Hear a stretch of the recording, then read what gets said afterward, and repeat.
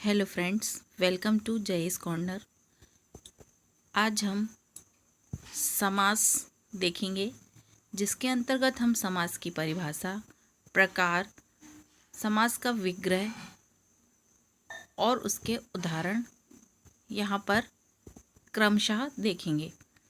संधि मैंने पिछली क्लास में डिस्कस किया है। आज की क्लास में हम समास का पूरा डिटेल इस वीडियो में देखेंगे। ये आपको चाहे 9th हो, 10th क्लास हो या कोई भी कॉम्पिटिटिव एग्ज़ाम हो, सभी एग्ज़ाम की दृष्टि से बहुत ही महत्वपूर्ण है। हम देखते हैं सबसे पहले समास की परिभाषा। तो समास का तात्पर्य होता है दो शब्दों का मेल। दो शब्दों के मेल से बना शब्द समास कहलाता है। यह समास का तात्पर्य होता है संक्षिप्तीकरण। जब आप समास विग्रह करेंगे तो समास विग्रह के बाद आप जो लिखते हैं, बराबर विग्रह करने के बाद जो आता है वो आपका हो जाता है संक्षिप्तीकरण। तो इसका हम शाब्दिक अर्थ भी देख लेते हैं। जो संक्षिप्तीकरण है ये कहलाता है आपका छोटा रूप, अर्थात जब दो या दो से अधिक शब्दों से मिलकर जो नया और छोटा शब्द बनता है। कैसा बनेगा ये आपको बहुत ही अच्छे से ध्यान में रख लेना है कि दोनों के मिलाव से या शब्दों के मिलने से जो नया शब्द बनेगा वो कैसा होगा, छोटा होगा, संक्षिप्त होगा, और उसी शब्द को हम कहेंगे समास। तो दो शब्दों के मेल से बने नए शब्द को हम क्या कहते हैं, समास कहते हैं। ये आपको परिभाषा अच्छी तरह से याद होनी चाहिए। अगला हम देखते हैं, उदाहरण देख लेते हैं कि समास के प्रकार भी देखेंगे हम, लेकिन पहले हम देखते हैं समास के उदाहरण। पहला उदाहरण है कमल के समान चरण। तो कमल के समान चरण यहाँ पे बात की गई है चरण कमल। ये आपका हो गया चरण कमल, ये आपका समास हो गया। ठीक है, जब हमने इसका विग्रह किया तो होगा हमारा कमल के समान चरण। रसोई घर, अभी मैं आपको पूरे जो ये उदाहरण हैं इनको, चरण कमल किस समास का उदाहरण है, रसोई घर किसका है, ये सब मैं आगे आपको बताने वाली हूँ, इसलिए कंफ्यूज नहीं होना है। अभी केवल हम उदाहरण देख रहे हैं। रसोई घर हो गया तो इसमें बात की गई है रसोई के लिए घर। घुड़सवार, घोड़े पर सवार। देशभक्त, देश का भक्त है। राजपुत्र, राजा का पुत्र। तो ये सब जो हैं हमारे समास के अलग अलग जो प्रकार हैं उनके ये उदाहरण मैंने यहाँ पर सम्मिलित किए हैं। तो अब हम देख लेते हैं समास के भेद। तो समास के 6 भेद होते हैं। पहला होता है आपका अव्ययी भाव समास। ठीक है, इनको अभी हम एक एक करके अच्छी तरह समझने वाले हैं। पहले देखते हैं कि मूलतः समास के 6 भेद होते हैं। अव्ययी भाव समास, तत्पुरुष समास, कर्मधारय समास, द्विगु समास, द्वंद्व समास और बहुव्रीहि समास। ये आपको बहुत ही अच्छी तरह से याद होने चाहिए कि समास के 6 भेद होते हैं। एक बार और रिवाइज कर लेते हैं। अव्ययी भाव, तत्पुरुष, कर्मधारय, द्विगु, द्वंद्व और बहुव्रीहि। आइए अब हम एक एक करके इन समासों को उदाहरण सहित समझते हैं। हम देखते हैं पहला अव्ययी भाव समास। तो अव्ययी भाव समास को जानने के पहले हम पता होना चाहिए कि हम इसे अव्ययी भाव नाम से क्यों जानते हैं। तो हम इसके नियम को समझ लेते हैं। वह समास जिसका प्रथम पद, पहला पद क्या हो, अव्यय हो। ठीक है, ये आपको याद रखना है कि जिसका क्या हो, अव्ययी भाव समास। नाम से ही समझ में आ रहा है हमें कि अव्यय की बात की गई है, अर्थात जिसका प्रथम पद अव्यय हो उसे आप क्या कहेंगे, अव्ययी भाव समास कहेंगे। मतलब इसमें जो इस प्रथम पद की बात की गई है, ये जो प्रथम पद है ये कैसा होना चाहिए, अव्यय के साथ साथ ये पद प्रधान होता है। तो जिसमें पहले पद को प्रधानता दी जाए या प्रथम पद अव्ययी हो वही आपका अव्ययी भाव समास कहलाएगा। आइए हम इसका उदाहरण से समझते हैं इसको। यहाँ पर मैंने एक नोट भी डाला है, ये नोट आपको बहुत ही हेल्पफुल होगा। अव्ययी भाव समास के पहले पद में ये अव्ययी भाव समास को पहचानने के कुछ शब्द हैं, जैसे कि अनु, आ, प्रति, यथा, भर, हर आदि। यदि शब्द आ जाएं तो आप समझ जाइए कि यहाँ पर अव्ययी भाव समास है। ये नोट कर लें दिमाग में, ये ट्रिक है। आप इसको या तो ट्रिक के नाम से भी जान सकते हैं कि यदि आपके समास में समासिक शब्द में अनु, आ, प्रति, यथा इस तरह के शब्द आ जाएं तो वो आपका अव्ययी भाव समास होगा। अब हम कैसे पहचानेंगे इसको हम देखते हैं उदाहरण से। तो जैसे मैंने बताया, आ जाए, यथा आ जाए, प्रति आ जाए। जैसे हो गया आपका आजन्म, आजन्म मतलब जन्म से लेकर। यथाशक्ति, यथाशक्ति हो सकता है, यथामति हो सकता है, तो हो जाएगा आपका यथाशक्ति है यदि तो शक्ति के अनुसार हो जाएगा, यथामति तो मति के अनुसार। तो आप जो ये आ है, यथा है, प्रति है, ये यथा, ये आपके क्या हैं? अव्यय, अव्यय हैं। इनको देख के आप पहचान जाएंगे कि आपका ये समास क्या होगा, अव्ययी भाव समास होगा। और आप तुरंत ट्रिक फॉलो करके आसानी से अपना आंसर दे सकते हैं। अब हम अगला देखते हैं तत्पुरुष समास। तो तत्पुरुष समास जो होता है इसमें उत्तर पद प्रधान होता है। अभी हमने क्या बात की थी अव्ययी भाव समास में कि प्रथम पद अव्यय होता है और प्रथम पद प्रधान होता है, जबकि तत्पुरुष समास में उत्तर पद प्रधान होता है। उत्तर पद मतलब होता है बाद का पद, या आप बोल सकते हैं द्वितीय पद। ठीक है, पूर्व पद ना होकर इसमें द्वितीय, जो इसका द्वितीय पद है उसकी प्रधानता होती है। पूर्व पद गौण होता है, वह आपका कहलाएगा तत्पुरुष समास, वो आपका हो जाएगा तत्पुरुष समास। अब हम देखते हैं कि तत्पुरुष समास के उदाहरण क्या होंगे। जैसा हो गया धर्म ग्रंथ, धर्म का ग्रंथ। ये जो का है ये आपका शो कर रहा है कि ये हमारा तत्पुरुष समास का उदाहरण है। राजकुमार, राजा का कुमार, यहाँ भी का आ गया। तुलसीदास कृत मतलब तुलसीदास द्वारा कृत, तो ये सब आपके क्या हो जाएंगे, ये सब आपके तत्पुरुष समास के उदाहरण हैं।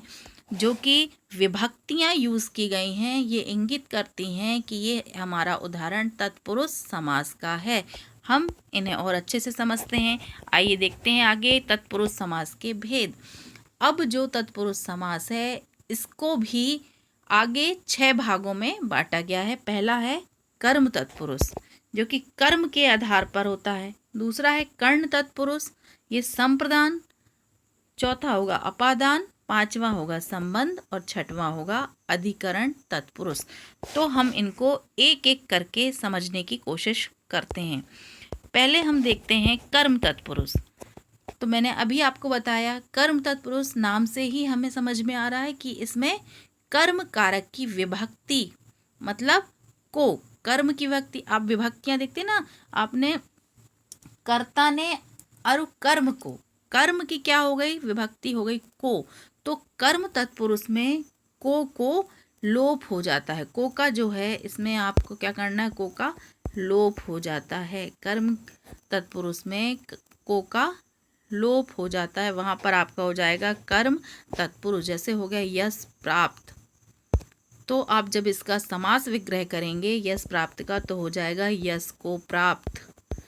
तो ये जो को है इसको आप क्या कर रहे हैं, विग्रह करने के बाद बना रहे हैं यश को प्राप्त। लेकिन जो शब्द है आपका ये पद है इसमें क्या है, यश प्राप्त, को का लोप हो गया है। क्या हो गया है, ये को हट के आपका बन गया यश प्राप्त। तो यहाँ पर आपका हो जाएगा कर्म तत्पुरुष। ऐसे मन हर, मन को हरने वाला। आप इसको उल्टा करके देखिए, मतलब जो आपका विग्रह है उसमें से आप को हटा कर देखिए और फिर देखिए आपका जो बनता है शब्द बनता है मनोहर। ये क्या इंगित करता है कि यह कर्म तत्पुरुष की बात कर रहा है। अगला है शत्रुघ्न, शत्रु को मारने वाला। ग्रहागत, ग्रह को आगत। तो मतलब इन सब शब्दों में हम जब समास का विग्रह कर रहे हैं तो जो ये हमारे क्या हैं, विभक्ति है को, इनका क्या हो जा रहा है, लोप हो जा रहा है और हमारा पद सामने आ रहा है। मतलब ये लोप बनेगा वो आपका कर्म तत्पुरुष को दर्शाता है। अगला हम देखते हैं कर्ण तत्पुरुष। इसमें कर्ण कारक की विभक्ति से, कर्ण क्या है, कर्ण जो हमारा है इसमें जो हम विभक्ति यूज करते हैं से हो गई, के हो गई, द्वारा हो गई, इनका लोप होगा। मतलब हम जितने भी देख रहे हैं विभक्तियां, जितनी भी विभक्तियां देख रहे हैं हम, उनमें से जो उनकी कर्म की विभक्ति हो चाहे कर्ण की विभक्ति हो, उनमें लोप को दर्शाया गया है। जैसे कर्ण तत्पुरुष की विभक्ति है जो शे के द्वारा का यहाँ पर लोप होना दिखाता है। उदाहरण देखते हैं गुण युक्त, गुणों से युक्त। जब आप इसका विग्रह करेंगे तो हो जाएगा गुणों से युक्त, लेकिन इसका जो पद है ये क्या है, गुण युक्त, अर्थात यहाँ से का लोप हो जाएगा और आपका हो जाएगा ये कर्ण तत्पुरुष। जहाँ पर से आ जाए, सीधी सी सिंपल सी ट्रिक है, यदि को आ जाए तो कर्म तत्पुरुष और से आ जाए, के आ जाए, द्वारा आ जाए तो आपका क्या हो जाएगा, वहाँ पर कर्ण तत्पुरुष की बात की जा रही है। अगला देखते हैं संप्रदान तत्पुरुष। इसमें के लिए, संप्रदान का विभक्ति निशान क्या होता है, के लिए। तो के लिए की जहाँ पर लुप्त हो जाए वहाँ पर आपका हो जाएगा संप्रदान तत्पुरुष। देखते हैं हथकड़ी, हाथ के लिए कड़ी, तो ये के लिए का क्या होगा, लोप हो जाएगा। तो यहाँ पर आपका हो जाएगा, यहाँ पर आपका हो जाएगा संप्रदान कारक। अगला देखते हैं संप्रदान तत्पुरुष, सॉरी यहाँ पर आपका क्या हो जाएगा, संप्रदान तत्पुरुष। अगला है अपादान तत्पुरुष। अब अपादान के लिए हम से, अपादान मतलब अलग होना, तो अपादान के लिए हम से विभक्ति का उपयोग करते हैं। जैसे जाति भ्रष्ट, जाति से भ्रष्ट, ये अलग होने की बात कर रहा है ना, मतलब जाति से जो भ्रष्ट है उसको हमने अलग कर दिया। तो ये जो से है, नेत्रहीन, नेत्र से हीन, जब ये से का लोप हो जाए तो वहाँ पर आपका हो जाएगा अपादान कारक, अर्थात जहाँ पर अलग होने की बात हो जाए वहाँ पर आप अपादान, जैसे अपादान कारक में अपन पढ़ते हैं वैसे ही अपन को यहाँ पर भी वो नियम अपनाना है। अर्थात से के गायब हो जाने से, हट जाने से आपका क्या होगा, यहाँ पर अपादान तत्पुरुष हो जाएगा। अगला है संबंध तत्पुरुष। तो संबंध तत्पुरुष में जो विभक्ति निशान है आपका विभक्ति का, वो है का, के, की। तो जहाँ पर का, के, की के लुप्त होने की बात की जाए वहाँ पर आपका हो जाएगा संबंध तत्पुरुष। इसका हम उदाहरण देखते हैं राजाज्ञा, राजा की आज्ञा, यहाँ पर ये की लोप हो गया और आपका बन गया राजाज्ञा। देश की रक्षा, देश रक्षा होगा, तो जब आप इसका समास विग्रह करेंगे तो क्या हो जाएगा, देश की रक्षा, की का लोप हो जा रहा है तो यहाँ पर आपका संबंध तत्पुरुष होगा। अगला हम देखते हैं अधिकरण तत्पुरुष। इसमें अधिकरण कारक की विभक्ति में होती है, जो पर होता है उसका लोप दिखाया जाता है। तो हम इसका उदाहरण देखते हैं शरणागत, मतलब शरण में आगत, तो ये जो में है इसका यहाँ पर लोप हो जाएगा। कला में प्रवीण, कला प्रवीण, तो में का लोप हो गया तो यहाँ पर आपका हो जाएगा अधिकरण तत्पुरुष। यहाँ पर क्या हो जाएगा आपका अधिकरण तत्पुरुष। तो आपको कुल मिला के तत्पुरुष समास में ये चीज़ याद रखना है कि जहाँ पर भी आपको विभक्ति चिन्ह दिखाई दे या समासिक पद का विग्रह करने पर आपको यदि को, के लिए, द्वारा, मैं, पर इस तरह के कुछ शब्द दिखाई दें तो आप समझ जाना कि यहाँ पर तत्पुरुष समास है। और यदि इसके अलावा आपसे स्पेसिफिक पूछ लिया जाए कि ये अधिकरण है, संबंध है, अपादान है, तो भी आप उसको आसानी से बता सकते हैं। अब हम देखते हैं अगला कर्मधारय समास। तो कर्मधारय समास होता है जिस तत्पुरुष में समास के समस्त पद समान रूप से प्रधान होते हैं। अभी हम क्या बात कर रहे थे, अव्यय में और तत्पुरुष में कि पहले में अव्यय में पहला पद अव्ययी था, जबकि तत्पुरुष में उत्तर पद प्रधान था। लेकिन कर्मधारय में क्या होंगे, समस्त पद, मतलब प्रथम भी और उत्तर भी दोनों पद की प्रधानता की बात की जाएगी। यहाँ पर समाज लिखा है तो ये समाज नहीं होगा, यहाँ पर आप सा है, समास है, तो कंफ्यूज नहीं होना है। हम इसका उदाहरण के द्वारा इसको समझते हैं। चरण कमल, तो चरण कमल की बात की गई है, जब इसका आप समास विग्रह करेंगे तो हो जाएगा चरण के समान कमल। मतलब जो चरण की क्या की गई है, समानता दिखाई गई है, किससे, कमल से। जो चरण है वो किसके समान है, कमल के समान है। तो यहाँ पर दोनों पद प्रधान है, चरण भी प्रधान है और कमल भी प्रधान है। तो यहाँ पर आपका हो जाएगा कर्मधारय समास, जब दोनों पद प्रधान हो। नरसिंह, नर में सिंह के समान, कैसा, नरसिंह तो है लेकिन कैसा है, सिंह के समान, नर में सिंह के समान, तो यहाँ पर आपका हो जाएगा कर्मधारय। इसी तरह कनकलता हो गया, नीलकमल हो गया, नीला है जो कमल, नील कमल। तो ये आप सब आपके कर्मधारय समास के उदाहरण होंगे। अगला देखते हैं द्विगु समास। तो ये बहुत ही, मैं मानती हूँ जो भी समास आप पढ़ रहे हैं उसमें ये सबसे आसानी से पहचाने जाने वाला समास है, द्विगु समास। सीधा सा हम इसको संख्या देखकर आसानी से पहचान जाते हैं। तो जिस समस्त पद का पहला पद क्या हो, संख्यावाचक विशेषण हो, जहाँ पर भी संख्याओं की बात की जाए वहाँ पर आपका द्विगु समास होगा। ये देखिए संख्यावाचक, इसका पहला पद पूर्व पद क्या होगा, संख्यावाचक विशेषण होगा। अब हम इसको उदाहरण के द्वारा समझ लेते हैं। जैसा हो गया चौराहा, यहाँ पर संख्या आ गई, 4 राहों का समूह, ये हो गया चौराहा, तो ये आपका हो गया द्विगु समास। त्रिलोक, 3 आ गया, संख्या आ गई, यहाँ पर भी अब देखिए त्रिभुवन 3 आ गया। नवग्रह, 9 ग्रहों की बात की गई है।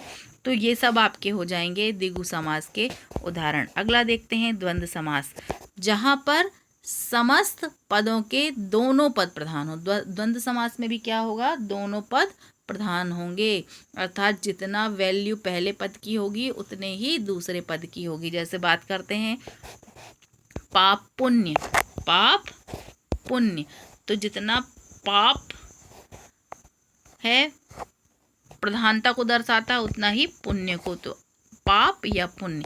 और इसकी एक सिंपल ट्रिक है, जहाँ पर भी या आ जाए अथवा आ जाए वहाँ आप पहचान जाना कि यहाँ पर द्वंद्व समास होगा।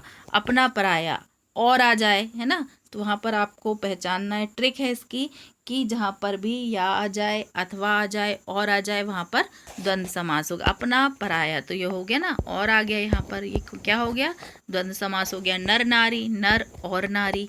राजा प्रजा, राजा और प्रजा, ये सब आपके द्वंद्व समास के उदाहरण होंगे। आखिरी देखते हैं बहुव्रीहि समास।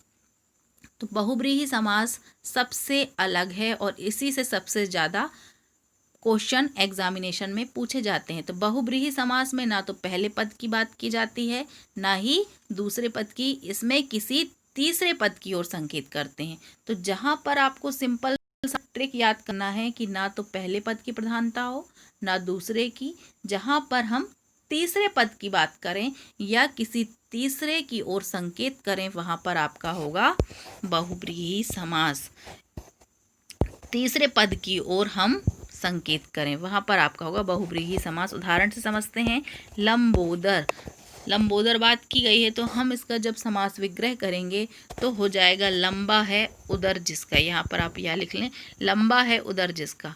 तो आप देखेंगे यहाँ पर भगवान गणेश की बात की गई है, तो दूसरे न पहले पद की बात करने का कोई यहाँ पर औचित्य नहीं है। यहाँ पर दोनों पदों को छोड़कर किसी तीसरे अर्थात गणेश भगवान की बात की गई है, तो यहाँ पर हो जाएगा बहुव्रीहि समास। इसी तरह हो जाएगा गिरिधर, तो गिरि को धारण करने वाला या जो गिरि को धारण करता है, जो कौन है, वो भगवान कृष्ण, तो यहाँ पर हो जाएगा आपका बहुव्रीहि समास।